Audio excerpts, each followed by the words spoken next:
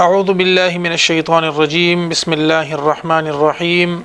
فانطلقا نو دا دواړه روان شول حتى اذا ركبا تر دې پورې چې دا دواړه سوار شول په سفینه په کشتۍ کې خرقها نو هغه سوري وکړو په دې کشتۍ کې قال موسی عليه السلام ورته او فرمایل اخرقتها آیات سوري وکړو په دې کشتۍ کې لتغرق اهلها چې ته ډوب کې د دې کشتۍ والا خلق لقد جئت شيئا امرا بشک وکتا یو کار امرن لوی قال دورت اویل الم اقل ایا ما نوویل انک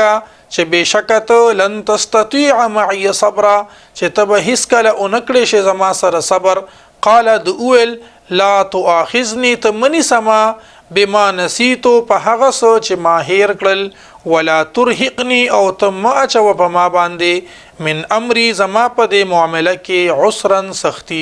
فانطلقا بیا دا دواړه روان شو حتی اذا لقیا تر دې پورې چې دا دواړه ملو شو غلامن د یو هلک سره فقتله نو هغه قتل ک دلارا قال موسی علیہ السلام وته فرمایل اقتلت نفسا ایا اوجلتا یو نفس زکیه پاک بغیر نفس بغیر د قصاص د بل نفسنا لقد جئت شيئا نكرا په تحقیق سره تا او یو کار ناخوخه یو خراب کار قال دویل د دینه مراد خضر علیہ السلام دی قال خضر علیہ السلام اویل الم اقول لك آیا نوویل ما تاتا انک چې بشکت لن تستطيع تبهسکل اونکړې شي معي زما سرا صبرا صبر قال موسی علیہ السلام اویل ان سالتک کچری ما تاسو کوستانا عن شيء د سسیز په باره کې بعدها پس د دینا فلا تصاحبني نو تبیا ما مملګری کوا قد بلغت بشکا تب قد په تحقیق سره تب رسیدلې من لدني زما د طرفنا عذرتا فانطلقا نو پس دا دواړه روان شو حتا اذا اتیا تر دې پوری چې راغلل دی اهل قريتين یو کلیتا استطعما نو دوی طعام او غختلو اهلها د کلی د خلقنا فابو نو دوی انکارو کو ان يضيفوهما دا چې ملمستیا وکړي د دواړو فوجدا فيها نو د دواړو اومندلو حلتا جدارن یو دیوال يريد ان ينقض چې غرزیدو ته تیارو فاقامه نو هغه دا نیخ خضر علیہ السلام دا دیوال نیخ کو قال موسی علیہ السلام ورته ویل لو شئت کچری غختل وتا لاتخذت علیه نو خامخ اغست بوتا په دی باندې اجرن اجرت قال خضر علیہ السلام ویل هذا فراق بیني وبینک دا جدائی دا زما او ستا پمینس کې سانبئک زرد چې او بخیم تا ته خبر به درکم تا ته بتأویل ما په خبر په مطلب د هغه سو لم تستطيع عليه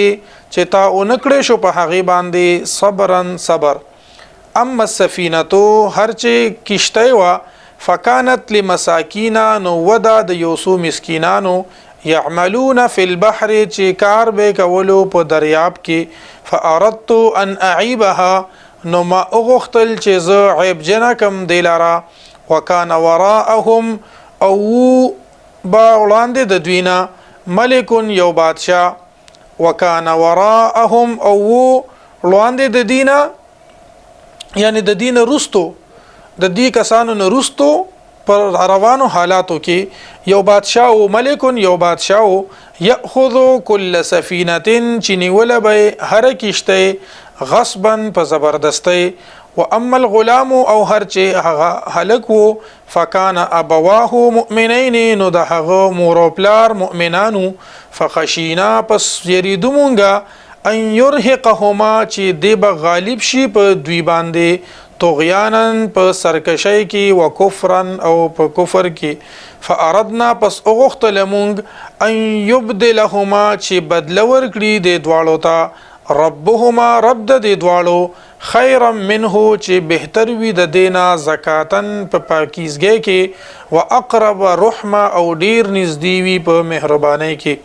و اما الجدار او هر چې دیوالو فکانا نو و دا دیوال لغلامین د دوو هلکانو یتیمین چې یتیمانانو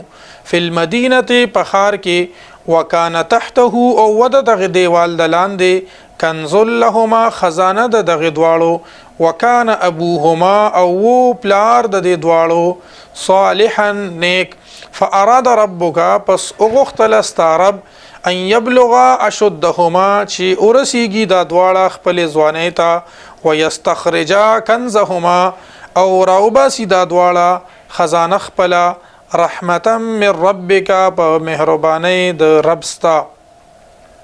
وما فعلته عن امري او ند کړه ما دا کار په خپل رائے سره ذالک تاویل دا مطلب دی ما د هغه سو